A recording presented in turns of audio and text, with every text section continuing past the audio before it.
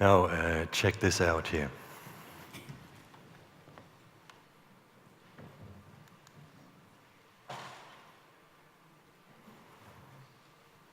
It's technology.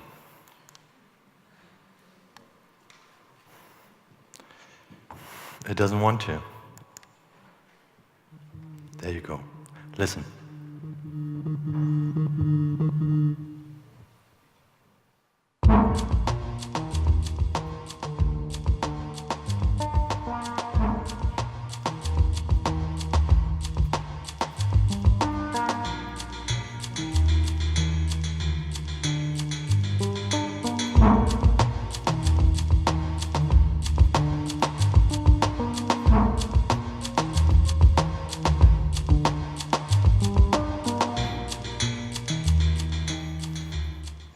Now, this was a human trying to be a robot. And I tried my best, and I traveled all over the world to be the best in the world, and yet I always failed. Because if that would be real, it wouldn't be magic. Yet I always wanted to be a robot, but I failed because you're perfect scientists since you're children. Now, when children see a robo-dancer, they go through 3 different stages. The first one is actually, there's magic, and they start to believe. But that magic can't be sustainable because it's not economic to believe in magic, so they go in the second phase, and the second phase is curiosity. And those little devils look at your eyes and wait till you flinch.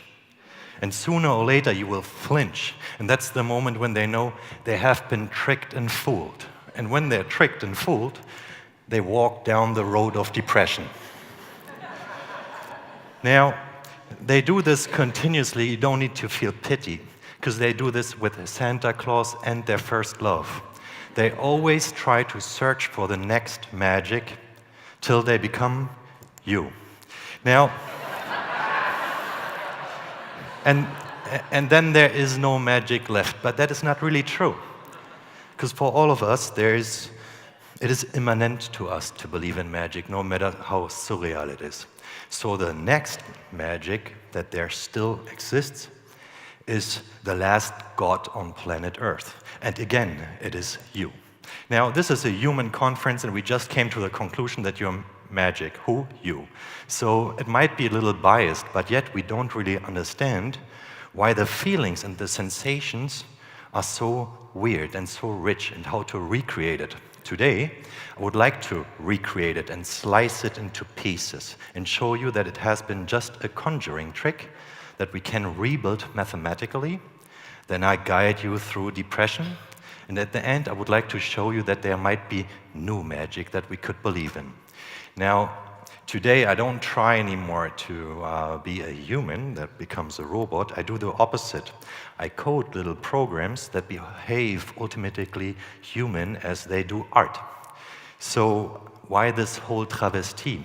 Once we see humans, they become very digital, just like you. And we see digital entities, and they become very human. We can lay them on top of each other, and all of a sudden we see what they have in common, but more importantly, we see what separates them. That's those little thumbs.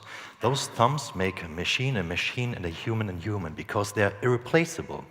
So what is not possible to copy or simulate? It's your consciousness. So the idea that your conscious goes like this, 50,000 years ago, someone must have thought, wow, I exist.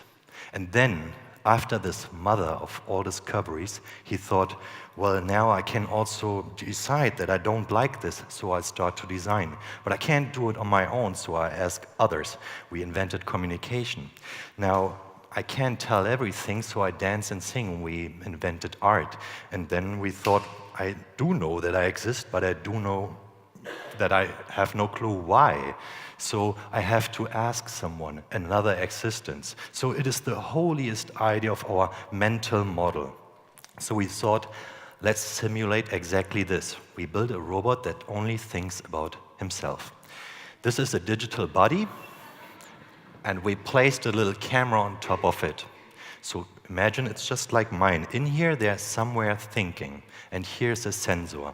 And I'm standing kind of naked in front of a mirror, so he can only look at himself.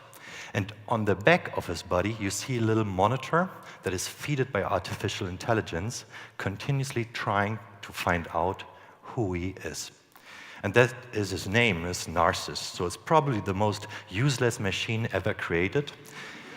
At the same time, it's the first machine that is able to perform what's holy to us, talking about ourselves. And that's Narciss.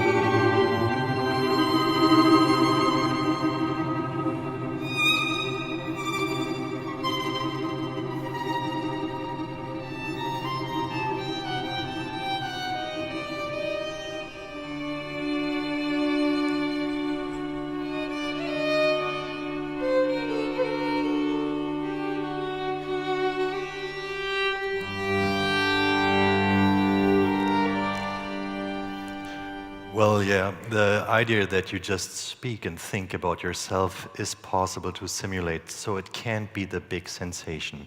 But maybe it is a big sensation that you have a choice in life. For instance, you have a choice which glove is your favorite, and I cannot predict it. But does that mean that it's proven that you have a choice, or is it just proven that I'm not good at predicting? So let's take a look at our own prediction ability right here. So you see a sequence, and I want to see if you are able to get it. This is the sequence. So can you predict what happens next? And if you thought this is what happens next, this or this? Oh. I could have already told you that's the right one. Anyway, now that was easy. Let's take a look at this one here and try to predict what happens next.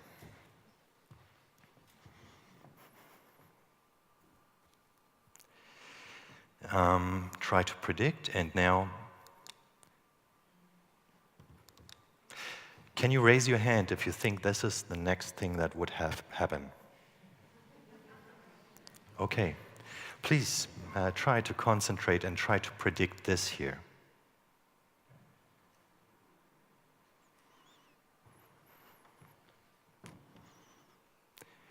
You sure? So, can you raise your hand if you think this is the next? Okay, so we just outperformed 50% of the population. This is not because we left the space of predictability.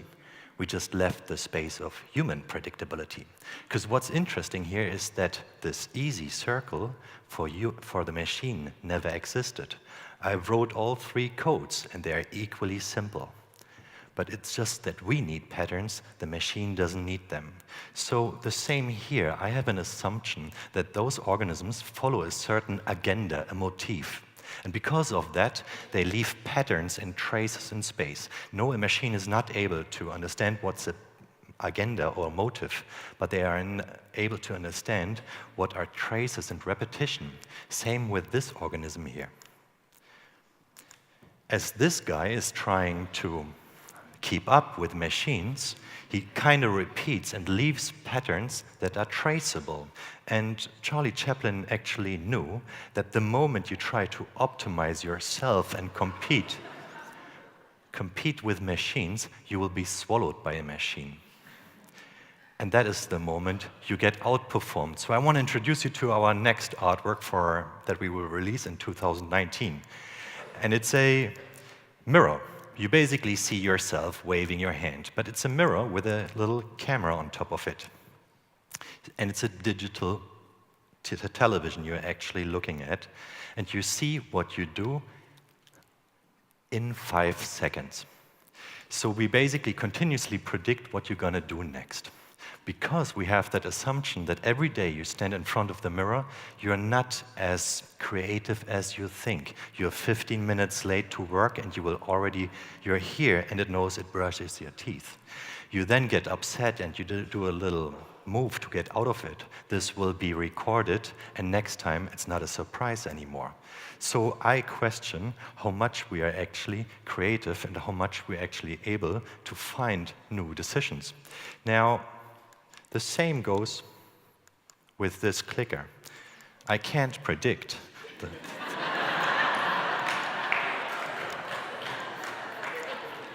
From now on, I freestyle. Pew. So why do we always use mirrors? Because I believe technology is actually a mirror to ourselves. Yet we feel like our energy went to different objects, and then we create the idea of duality. But that was never real. So when this AI now measures that we are morally not correct, then it might be right.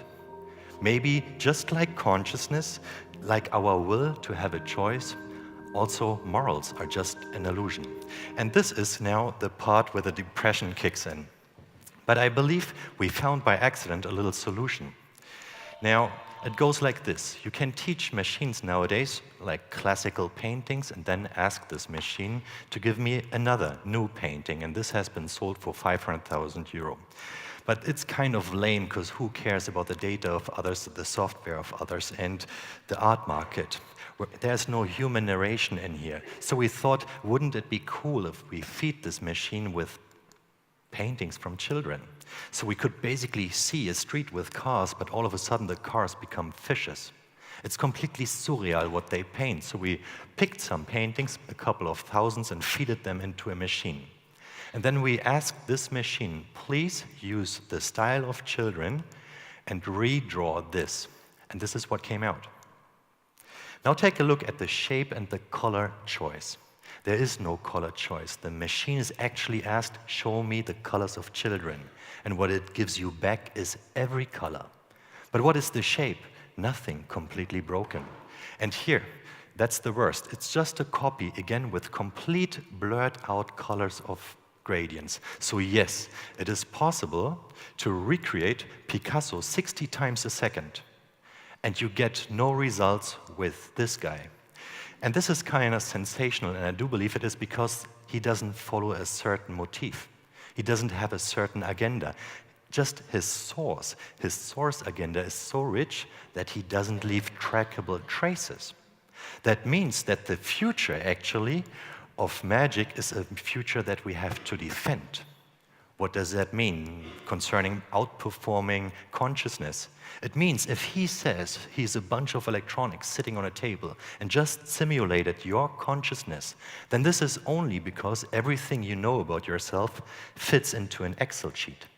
So if everything you know that makes you can be translated into data, then of course, yes, you will be outperformed. And how do we solve the problem of getting out of this hell of prediction or the hell of this clicker? We just have to play, and Charlie already knew this. We have to enrich the data of our behavior, and then we will ask the machine, what will you do next? And it will say, well, I don't know. And how do we solve the problem with morals and diversity in data? And I think we all should already know. Thank you very much. Thank you very much.